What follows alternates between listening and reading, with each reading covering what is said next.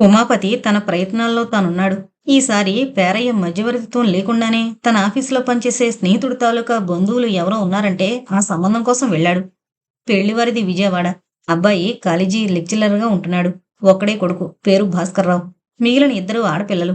ఇంకా చివరి పిల్లకి పెళ్లి కావాలి. తండ్రి రిటైర్ అయ్యాడు. మంచి సాంప్రదాయమైన కుటుంబం. ఇంటి పేరు, గోత్రం, నక్షత్రం అన్నీ వివరంగా తెలుసుకున్నాడు. క్రితంసారి అరుంధతి చెప్పిన ప్రకారం ఎవరికో చూపించాలి అంటూ అబ్బాయి ఫోటో అడిగి తీసుకుని మర్నాడే పెళ్లి చూపులకు రమ్మని చెప్పొచ్చాడు. తన ప్రోద్బలం లేకుండానే భరతిలా సంబంధం తేవడం చూసి అరుంధతి సంతోషించింది. పిల్లాడి ఫోటో చూసింది. బాగానే ఉన్నాడు అనుకుంది. చుట్టూ ఉన్న తన తాలూకా బృందానికి అందరికీ చూపించింది. ఈసారి అరుంధతి, ఉమాపతి ఉత్సాహంగానే ప్రయత్నాలు మొదలుపెట్టారు. సావిడంతా తివాచీలు పరిచారు. మగాళ్ళకి మాత్రం ఒక పక్కగా కుర్చీలు వేశారు. ఇల్లంతా అందంగా అలంకరించారు. అరుంధతి పెళ్లివారి కోసం లడ్లు, మిక్చర్ తయారు చేసింది. మార్కెట్లో ఉన్న పూలన్నీ తెప్పించింది. ఉమాపతి ఆఫీసు మేనేజర్ని, సంబంధం చెప్పిన పెద్ద మనిషిని, మరిద్దరు స్నేహితుల్ని ఆహ్వానించాడు. అరుంధతి, నేను మాత్రం మీకంటే తక్కువ తిన్నానా అంటూ మొండిగోడ పిన్నిగారిని, ఎదురింటి వరలక్ష్మిని, పొరుగింటి పూర్ణమ్మని అందరినీ ముందుగానే ఆహ్వానించింది. 15 మంది దాకా పైవాళ్లే ఉన్నారు. కాఫీ టిఫిన్లు ఇచ్చే భారం పెద్దది కనుక పిన్నిగారి మీద పెట్టి ఆవిడి చేతి చలవ వల్ల ఈ పెళ్లి కుదరాలని ప్రార్థించింది అరుంధతి. వాళ్ళింకా గంటకొస్తారనగా ముందు నుంచే కంగారు పడిపోతుంది. అవును మరి, అన్ని అర్హతలు బావున్నాయి. పైగా మర్యాద, మననాకల కుటుంబం అని చెప్పారు. వాళ్ళు పిల్లని చూసి అవునంటే బావును. ఏడుకొండలవాడ వెంకట్రమణ, నువ్వు కన్ను తెరిచి చూడాలి తండ్రి. నా చిటితెల్లి పెళ్లి కుదరాలి. ఇంకా నీదయ్యా అని దండం పెట్టుకుంది. అయినా ఒక్క ఆడపిల్లుంటేనే నాకింత ఆదుర్దాగా ఉంది. నలుగురు పిల్లలుంటే ఇంకెంత హడావిడి పడతారో. ఈ పాటి సంబంధం రావడానికే దగ్గరగా 4 ఏళ్ల నుంచి చూస్తున్నారు. అయినా ఎవరి అదృష్టం ఎలా ఉందో మరి అనుకుంది ఆ హడావిడిలోనే. శ్రీదేవి కూడా ఇక తన చదువు అయిపోయింది కనుక పెళ్లి చేసుకోవచ్చు అనే ఉద్దేశాన్ని స్థిరపరచుకుంది.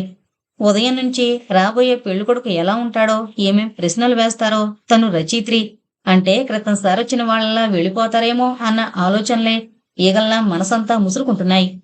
అయినా రచనలు చేయడం అంటే తప్పు పనేం కాదే.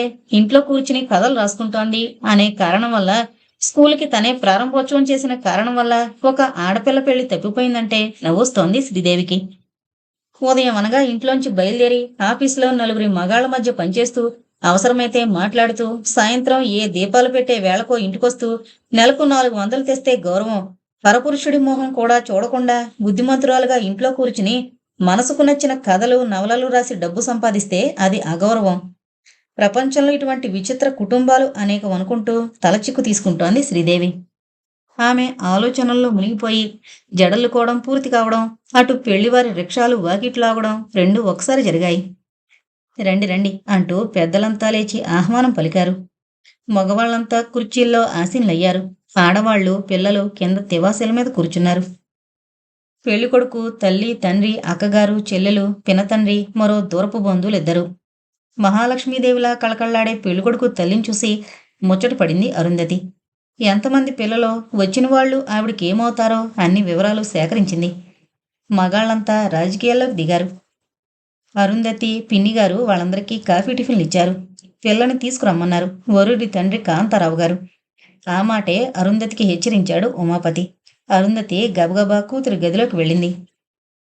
పెద్ద పెద్ద పూలున్న నీలం పట్టుచీర, మ్యాచింగ్ జాకెట్టు, మల్లెలు అలంకరించిన జడ, మెడలో ఒంటిపేట గొలుసు, చెవులకు రాళ్ల జూకాలు, ఒక చేతికి రిస్టువాచి, మరో చేతికి మెలమెలా మెరిసే బంగారు గాజులతో శ్రీదేవి అప్సరసలు అలంకరించుకుంది. బొట్టు, కాటుకు కొసలు మరోసారి దిద్దుకుని అద్దంలో చూసుకుంది. తివాచీ మీద ఆడవారి పక్కనే కూర్చుంది శ్రీదేవి. అందరి కళ్ళు ఒక్కసారి శ్రీదేవి వైపు తిరిగాయి. కుందనపు బొమ్మలా కూర్చున్న శ్రీదేవి రూపం అందర్నీ ఆకర్షించింది. వరుడు భాస్కర్రావు తనను ఎవరైనా గమనిస్తున్నారేమో అన్న ఆలోచన లేకుండా విస్ఫారిత నేత్రాలతో శ్రీదేవిని తిలకిస్తూ ఉండిపోయాడు. కాంతారావు గారు అమ్మాయిని ప్రశ్నించమని భార్యవంక చూసి సైగ చేశారు. నీ పేరేమిటమ్మాయి అంది శ్రీదేవి. ఏం చదువుకున్నావు? బీకాం పాస్ అయ్యాను అంది శ్రీదేవి. నిన్ననే రిజల్ట్స్ వచ్చాయి. అమ్మాయి ఫస్ట్ క్లాస్లో పాస్ అయింది అన్నాడు ఉమాపతి. వంట వార్పు వచ్చినా మరి? వచ్చండి. ఆమె ముఖంలో పిల్ల బావుందన్న సంతృప్తి కనిపించింది. ఒక పాట పాడమ్మా అంది చివరగా. నాకు పాటలు అస్సలు రావండి అంది భయంగా, ఎక్కడ పాడమంటారో అని. ఫోనీలు రాకపోతే ఊరికి అడిగాను అంది నవ్వుతూ అనసూయమ్మ. బొట్టు పెట్టి శ్రీదేవి చేతిలో పళ్ళు పూలు పెట్టింది. భాస్కరం, నువ్వేమైనా అడుగుతావా అన్నాడు కాంతారావు. అక్కర్లేదు అన్నట్టు అడ్డంగా తల ఊపాడు భాస్కరం. కాంతారావు గారు కూడా మరి రెండు ప్రశ్నలు అడిగి భార్య వంక చూసి తలెగరేశాడు. బాగానే ఉంది అన్నట్లు. మరి నీకు అన్నట్లు కొడుకు వంక చూసింది అనసూయమ్మ. అదే క్షణంలో అప్రయత్నంగా అతని వంక చూసింది శ్రీదేవి. అందమైన ముఖవర్చస్సుతో, పెదవుల మీద చిరునవ్వుతో, అందమైన తెల్లని పొలివరుసతో, కోటేరులాంటి ముక్కుతో, చిన్న కళ్ళతో, చక్కని గ్రాఫింగ్తో, అంత పొడుగు, పొట్టి, లావు, సన్నం కాకుండా చాలా ఆకర్షణీయంగా ఉన్నాడు. తల్లి ప్రశ్నకు తర్వాత చెబుతాలే అన్నట్టు సైగ చేస్తున్న అతని చూపులు శ్రీదేవి చూపుల్లో చిక్కుకుపోయాయి. చటుక్కున చూపులు తప్పించుకుని తల వంచుకుంది శ్రీదేవి. చిరునవ్వుతో ఆమె వంకే చూస్తున్నాడు భాస్కర్రావు. ఆ అమ్మాయి జాతకుందా బావగారు అన్నాడు కాంతారావు. ఉందండి, ఇప్పుడే ఇమ్మంటారా అన్నాడు ఉమాపతి. ఉంటే ఇవ్వండి, అబ్బాయి జాతకం మేము వెళ్ళాక పంపిస్తాం. ఉమాపతి చెప్పగానే అరుంధతి లోపలికి వెళ్ళింది. మరి కాసేపు అన్ని విషయాల మీద చర్చలు సాగించారు పెద్దలు. చివరికి అది శ్రీదేవి రచనల మీదకు వెళ్ళింది. ఆ అమ్మాయికి రచనా వ్యాసంగంలో ప్రవేశం ఉన్నట్లు విన్నాను అన్నారు కాంతారావు గారు. అవునండి, చిన్నప్పటి నుంచి కథలు రాసేది. ఇప్పటికీ 30 పైగా కథలు, 7-8 నవలలు రాసింది. ఈ మధ్య ఒక సినిమాకు సంభాషణలు రాయమన్నారు అన్నాడు ఉమాపతి. అయితే మా కోడలు ఇంట్లో కూర్చునే డబ్బు సంపాదిస్తుందన్నమాట అన్నాడు తెలివిగా. నవ్వేసి ఊరుకొన్నాడు ఉమాపతి. ఏం కథలు రాసిందో ఏంటో అడుగుదామంటే కాబోయే మామగారి మీదే కథ రాసేస్తుందేమోనని భయపడుతున్నా అన్నాడు కాంతారావు. అంతా పకపక నవ్వారు. కాబోయే మామగారు అలా అనడంతో శ్రీదేవికి సిగ్గు ముంచుకొచ్చింది. ఇంకా సెలవు తీసుకుంటామన్నారు పెళ్లివారు. అరుంధతి పళ్ళె నిండుగా పళ్ళు, తాంబూలాలు తెచ్చి అందరికీ ఇచ్చింది. అందరికంటే వెనక నడుస్తోన్న భాస్కరం ఒక్కసారిగా వెనుతిరిగి శ్రీదేవికి కళ్ళతోనే సైగ చేశాడు, ఎవరూ చూడకుండా. గబుక్కున లోపలికి పారిపోయింది శ్రీదేవి. ఏరా భాస్కరం, పిల్లను చూసొచ్చి వారం రోజులైంది. మీ నాన్నగారు వాళ్లకు ఉత్తరం రాస్తామన్నారు. ఏం రాయమంటావు? ఇంతకీ పిల్ల నీకు నచ్చినట్లేనా అంది అనసూయమ్మ. నాన్నేమన్నారమ్మా? ఆయన వాలకం చూస్తుంటే నచ్చినట్లే ఉంది.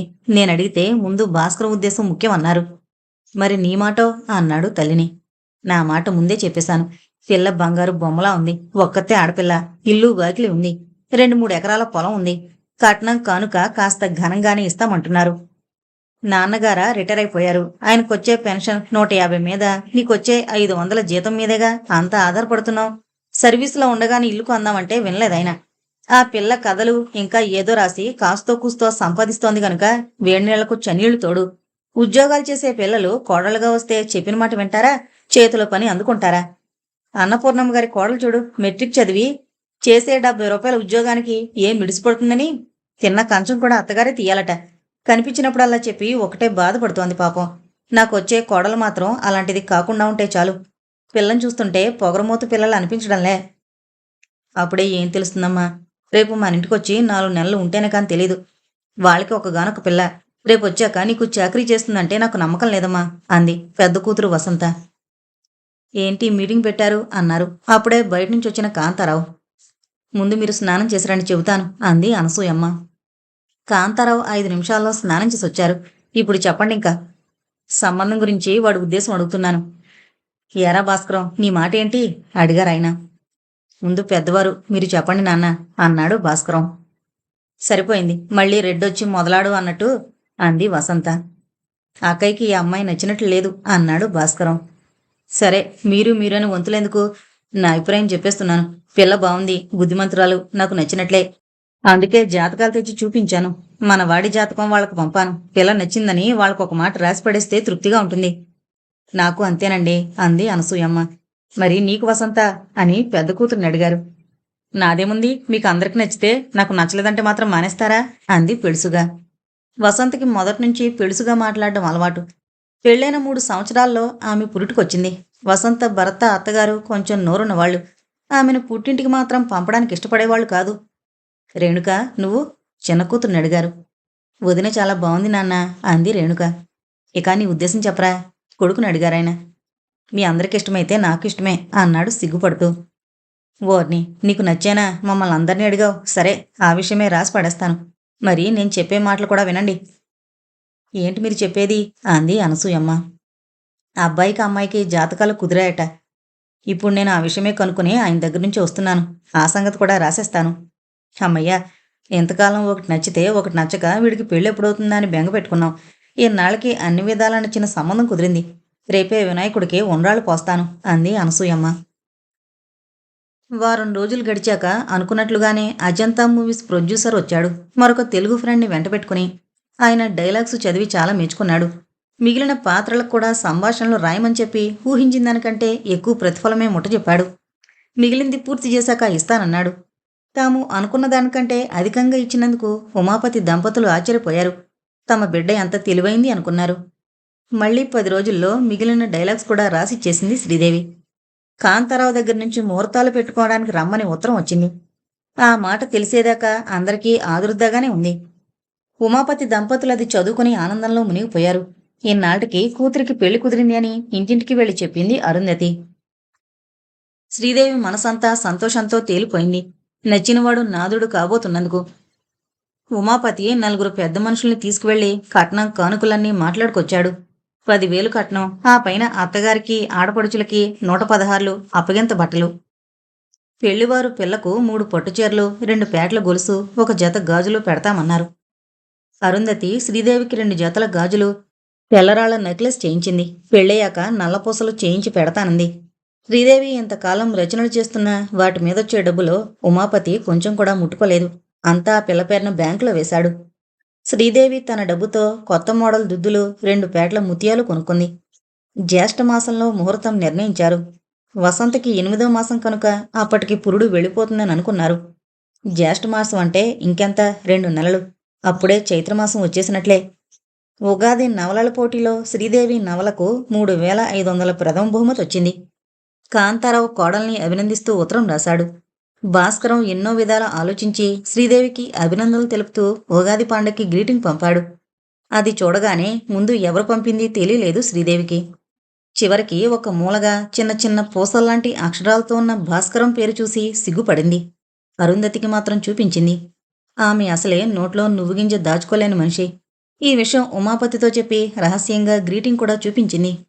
మీరు ఉన్నారు ఎందుకు, ఒకనాడైనా ఇలాంటివి పంపారా నాకు అంది కోపం నటిస్తూ. నాకు తెలియక అడుగుతున్నాను. నువ్వెప్పుడైనా అమ్మాయిలా మంచి కథలు నవలలు రాసి బహుమతులు గెలుచుకున్నావా? అరుంధతి బుగ్గని చిటికి వేస్తూ అన్నాడు. ఇలాంటివి పంపాలంటే కథలే రాయాలా? అమ్మాయికి ప్రతి సంక్రాంతికి ఇలాంటివి వస్తూ ఉన్నాయిగా. ఆ గ్రీటింగ్స్ నీకెందుకు? అది ఇంగ్లీష్ వాళ్ళ అలవాటు. అమ్మాయి చదువుకుంది కాబట్టి పంపిస్తున్నారు. అయినా నువ్వు నన్ను వదిలిపెట్టి పట్టుమని 10 రోజులు పుట్టింట్లో ఉన్నావా ఇలాంటివన్నీ పంపడానికి అన్నాడు ఉమాపతి అరుంధతి దగ్గరగా జరిగి భుజం మీద చేయి వేస్తూ. అదే వద్దన్నాను, చేయి తీయండి, అవతల అమ్మాయి వస్తోంది. మీరు ఎప్పుడు అడగగానే మా వాళ్ళింటికి పంపించారు కనుక పాపం వాళ్ళ ప్రాణం విసిగెత్తేగా చివరికి పండక్కి రమ్మని రాయడం మానుకున్నారు. అవును, మీ నాన్న పండక్కి రమ్మని బట్టలైనా పెట్టకుండా ఊరుకుంటే ఇంకా ఛార్జీలు పెట్టుకుని అక్కడికెందుకు, ఇక్కడే పండగ జరుపుకోవచ్చు అన్నాను తప్ప.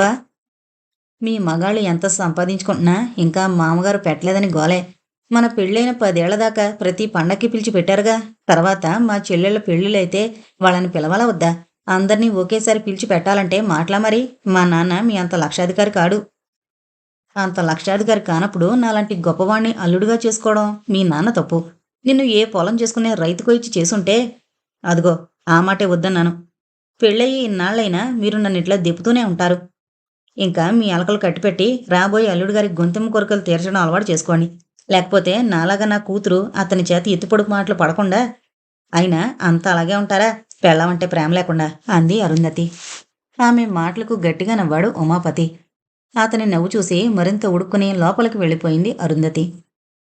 పక్క గదిలో కూర్చున్న శ్రీదేవికి తల్లిదండ్రుల సంభాషణ చెవిన పడ్డంతో తనలో తనే నవ్వుకుంది. కూతురి పెళ్ళంటే అరుంధతికి ఉమాపతికి ఎంత సంతోషంగా ఉందో మనసులో అంతకంటే ఎక్కువ బాధగా కూడా ఉంది. ఒక్కగానొక్క బిడ్డ అల్లారు ముద్దుగా పెంచుకుంటున్నారు. అలాగని గారాబం చేయడం, కొండ మీద కోతిని తేవడం చెయ్యకపోయినా ఆమె కోరిన కోరికలు తీర్చేవారు. ఇక్కడ కాబట్టి ఇటు పూచుకు పుల్ల తీసి అటు పెట్టకపోయినా జరిగిపోయేది. ఏదో 3 రోజుల ఇబ్బందొచ్చినప్పుడు, ఒంట్లో మరీ అనారోగ్యంగా ఉన్నప్పుడు మాత్రం శ్రీదేవి చేయి కాల్చుకోవాల్సి వచ్చేది. దానికే ఎంతో హైరాణ పడిపోయేది. ఇక మీదట అలా కాదు. అత్తవారిల్లంటే ఇక్కడ్లా చూసి చూడనట్టు చేస్తే చెల్లుతుందా? అక్కడ నలుగురు కలవాళ్ళు ఏం చేస్తుందో ఏంటో.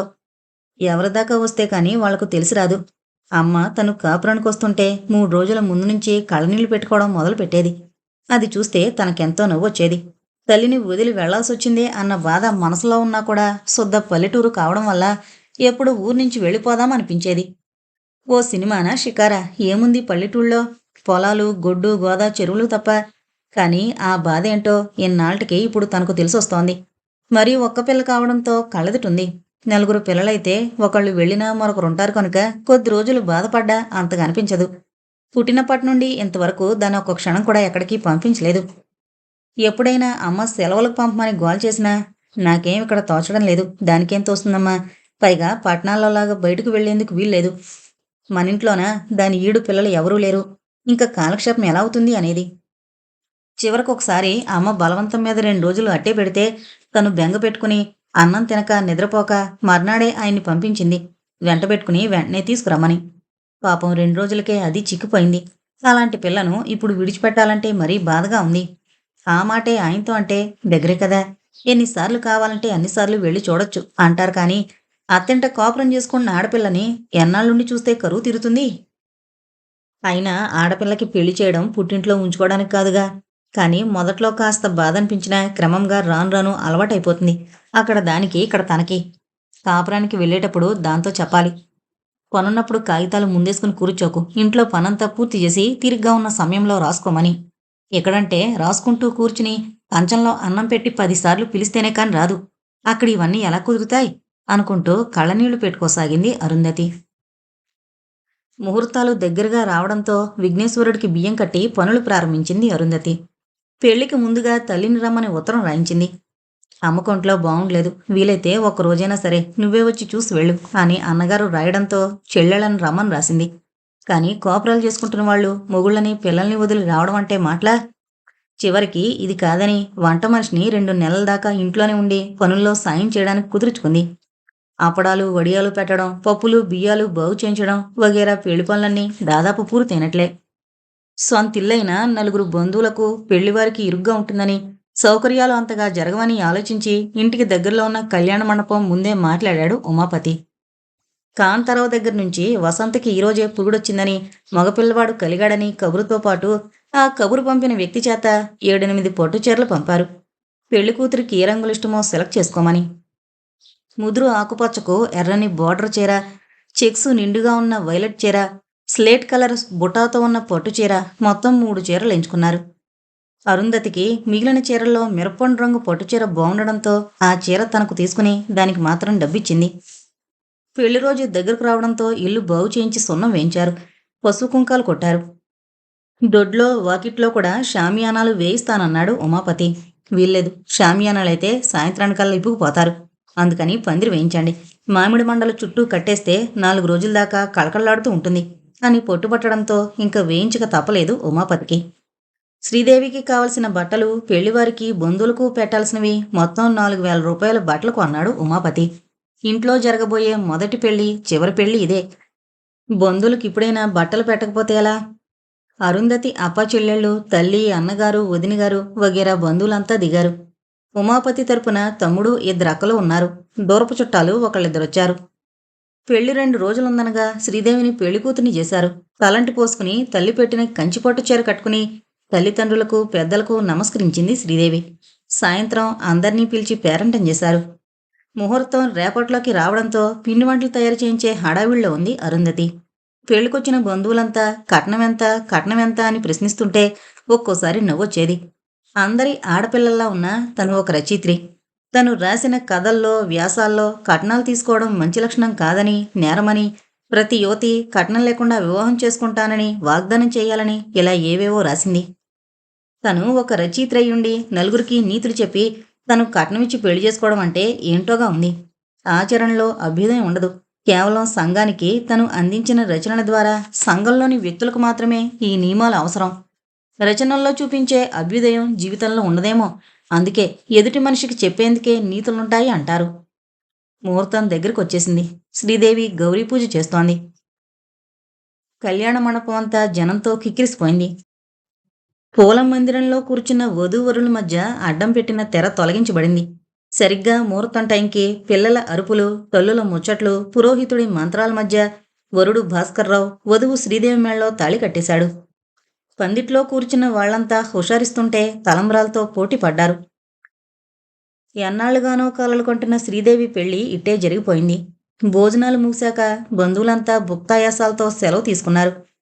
రాత్రి అప్పగింతల టైంలో ఉమాపతి దంపతులకు ఎవరు ఎన్ని విధాల నచ్చజెప్పినా దుఃఖం ఆగలేదు. చివరికి భాస్కర్ రావే మామగారిని ఓదార్చాడు.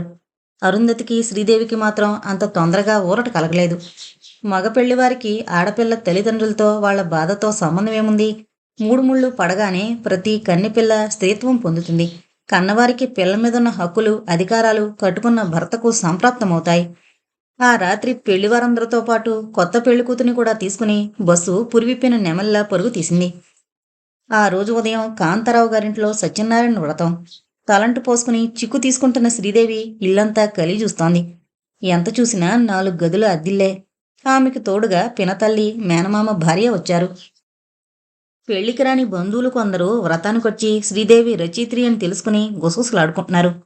శ్రీదేవికి సడన్గా నిన్న పెళ్లి జరుగుతుంటే వెనక నుంచి వినపడ్డ మాటలు గుర్తుకొచ్చాయి. పెళ్లికొచ్చిన జనాలకు శ్రీదేవి, భాస్కర్ల జంట కన్నుల పండుగగా ఉంది. భాస్కర్ కో లెక్చరర్స్, మనవాడు భలే లక్కీ ఫెలోరా, అందమైన పెళ్ళానే కాకుండా ఫేమస్ లేడీ రైటర్నే కొట్టేశాడు అని ఒకరు. ఇంకా వీడికి ఉద్యోగం అవసరం లేదురా, ఇంట్లో కూర్చుని ఆవిడ రచనల్ని ఫెయిర్ చేయొచ్చు అని ఒకరు. ఆవిడికి పిఏగా అపాయింట్ అయ్యాడుగా, ఇక మనం కనిపిస్తామా? ఎంత రచయిత్రి అయినా, లేడీ కలెక్టర్ అయినా పెళ్ళంటే ఎలా తల ఉంచుకుని కూర్చోవలసిందే అని ఒకరు. ఇంకా మన వాడికి 6 నెలల దాకా మన కాలేజీ వైపు చూసినా, మన ముఖాలు చూసినా బోరు కొడుతుందిలే, ఇలా తలో రకంగా అనుకుంటున్నారు. వాళ్లకు ఏం కావాలో అని ఎవరూ చూడకుండా మధ్యలో తను కనుక్కుంటున్నాడు భాస్కరం. మొదటిది అతనికి పెళ్ళాన్ని చూడాలని కోరిక. రెండోది ఎవరైనా అలా అడగడం చూస్తే అప్పుడే వాళ్లల్లో చేరిపోయాడని, అత్తారి కొంగు పట్టుకుని తిరుగుతున్నాడని అనుకుంటారనే భయం.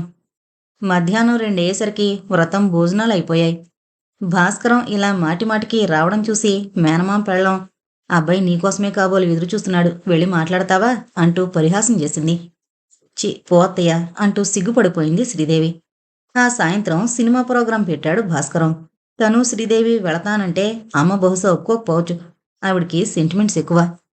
చివరికి ఇటు అటు 4 బాడీ గార్డులు వెంట రావడంతో అనీజీగా ఫీల్ అవుతూ అసంతృప్తిగానే సినిమా చూశాడు. రాత్రి ఇంటికొచ్చాక చాలా కోపం వచ్చింది అతనికి. తను కొత్తగా పెళ్ళైనవాడు కదా, పెళ్లంతో సినిమాకు వెళ్లడం తప్ప ఏదో మొహమాటానికి తను అందర్నీ రమ్మని పిలిచాడనుకో, అప్పుడే ఏనాడు సినిమా మొహం ఎరగని వాళ్లలాగా అంతా తయారు కావాలా? ఇద్దరూ అయితే హాయిగా ఏ ఇంగ్లీషు పిక్చర్కో పోయేవాళ్ళు. పక్కపక్కగా కూర్చునో లేకపోతే ఒకే కుర్చీలో కూర్చునో ఏవేవో స్వీట్ నథింగ్స్ చెప్పుకుంటూ సినిమా చూసేవాళ్ళు. చిచ్చి, ఈ పెద్దవాళ్ళకి అసలు బుద్ధి లేదు. తను రమ్మనగానే మేకల మందలా వెంటపడకపోతే మీరు నవదంపతులు, మేమలా రాకూడదు, మీ ఇద్దరే వెళ్ళిరండి హాయిగా అని అనకూడదు. అందుకే తన కోపం కొద్దీ వాళ్ళందర్నీ సతీ సావిత్రికి తీసుకెళ్లాడు. వాళ్లతో పాటు కర్మకాలి తను ఎన్నడూ చూడని పౌరాణిక పిక్చర్ చూడాల్సొచ్చింది. రేపిలా కాకుండా శ్రీదేవి తను ఇద్దరే ఏదైనా పిక్చర్కి చెక్కేయాలి. వాళ్ళు మేం కూడా వస్తాం అని వెంటపడ్డా తీసుకెళ్లకూడదు. నిన్న శ్రీదేవితో ఎన్నో కబుర్లు చెప్పాలని ముచ్చటపడ్డాడు. అతను అనుమానపడ్డట్టుగానే తల్లి అననే అంది. రాత్రి 10 గంటలకు భోజనాలు చేస్తుంటే, పాపం నిన్న రాత్రంతా వాళ్లకు నిద్రలేదు. చంద్రాలే భోంచేసి పడుకునేవాళ్లుగా, తీరా నువ్వు సినిమా అంటూ వాళ్ళని బయలుదేరదీసావు. కోడలు తలనొప్పి అంటూ అన్నం తినకుండానే పడుకుంది. నిద్ర లేకపోగా 3 గంటలు సినిమా చూస్తే తలనొప్పి రాదు మరి అంది అందరిలో పట్టుకుని. చి, అమ్మకసలు బుద్ధి లేదు, ఎవరి దగ్గర ఏ మాట అనాలో అని చికాకు పడ్డాడు. శ్రీదేవి, నిన్ను మీ ఆయన తొలిసారిగా సతీ సావిత్రికి తీసుకువెళ్ళాడంటే కొంపదీసి నిన్ను పతివ్రత ధర్మాలు నేర్చుకోమని కాదు కదా అని ఒకరంటే, మనం లేకపోతే వాళ్ళు ఇంగ్లీష్ పిక్చర్కే వెళ్లేవాళ్ళు, తీరా మనం వచ్చామని ఏమనుకున్నారో అని ఇంకొకరు శ్రీదేవిని హాస్యం చేయడం మొదలుపెట్టారు. విచ్చుకున్న పెదవులతో సన్నగా నవ్వి ఊరుకుంది. మర్నాడు సాయంత్రానికి భాస్కరం కోరిక ఫలించింది. ఇద్దరూ కలిసి ఇంగ్లీషు పిక్చర్కే వెళ్లారు. హాల్లో జనం అంతగా లేరు. ఇద్దరూ ఓ మూల కూర్చున్నారు. శ్రీదేవి అందాన్ని కళ్ళతోనే తాగేస్తున్నాడు. చెవిలో ఏవేవో వినపడకుండా చెబుతూనే ఉన్నాడు గుసగుసగా. సిగ్గుతో తల ఉంచుకుని సినిమా మాత్రమే చూస్తోంది శ్రీదేవి. ఆమె చెయ్యి గట్టిగా నొక్కుతున్నాడు. మగాడు ముందంజ వేసినట్లు ఆడది వేయలేదుగా, అందుకే తన చేతిని లాక్కుంటూ సిగ్గుపడుతోంది.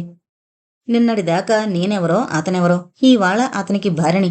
ఇదే పెళ్లి కాకముందు మగాడు చేయి పట్టుకుంటే ఈడ్చి చెంప వాయి కొట్టేది. ఇప్పుడు ఈ మగాళ్ళకి పెళ్ళైతే చాలు, ఎంత ఆరాటమో, ఏ కాస్త అవకాశం వచ్చినా సరే వదులుకోలేరు అనుకొని తనలో తనే నవ్వుకుంది. భాస్కరం అలా సినిమా చూస్తూనే పాత పిక్చర్లో సంఘటనలేవో చెబుతున్నాడు. కొత్త పెళ్ళికొడుగ్గా భార్యతో సినిమాకు వెళ్లాలనుకున్న అతని కోరిక మొదటిసారిగా తీరింది. ఇలా 3 రోజులు 3 నిద్రలు ఆనందంగా గడిచిపోయాయి. తిరిగి అంతా కలిసి 3 నిద్రలకు బయలుదేరారు. ఈ 3 రోజులకే అరుంధతికి కూతురు తమని విడిచిపెట్టి వెళ్ళి ఎన్నో యుగాలైనట్లు బాధపడింది. ఉమాపతి అలాగే ఫీలయ్యాడు.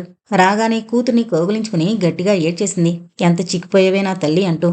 తల్లి మమకారానికి, ప్రేమకి శ్రీదేవి కళ్ళు చెమర్చాయి. 3 రాత్రుల్లోనే మొదటి రాత్రి వేడుకను కూడా పూర్తి చేయించారు భాస్కరం తల్లిదండ్రులు. ఉమాపతి దంపతులు ఎదురు చెప్పకుండా వియ్యాలవారు కోరిన ప్రకారం జరిపించారు. అంతే. నేను మరి 4 రోజులు ఉండొస్తానని చెబుదాం అనుకున్న మాట భాస్కరం నోట్లో ఉండగానే తల్లి తండ్రి అతన్ని కూడా వెంటబెట్టుకుని తీసుకుని వెళ్ళిపోయారు. అరుంధతి కూతుర్ని మరి వారం రోజులు ఉంచుకుని పంపుతాం అని అంటారేమోనని భయపడింది. కానీ ఆషాఢమాసం దగ్గరలోనే ఉండడం వల్ల మళ్ళీ రాను పోను ఛార్జీలు వేస్ట్ అనుకుని మాట్లాడక ఊరుకున్నారు.